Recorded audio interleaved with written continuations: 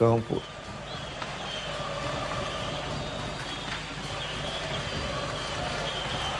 Olha o time do Corinthians chegando, olha o Romarinho! Gol!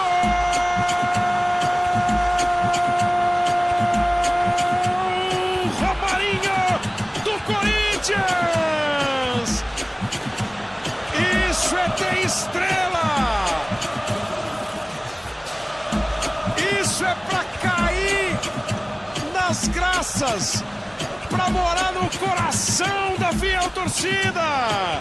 Com o primeiro tapa na bola que ele deu na Libertadores da vida inteira e manda pro fundo do gol. Romarinho, camisa 21. Quando a estrela tá dada a favor do nosso lado, acho que pode entrar um minuto que a bola entra. O arremesso do Riquelme. E o Riquelme cobra arremesso lateral toda hora no time do Boca para receber de volta. Cruzamento perigoso na trave para fora. A trave defendeu.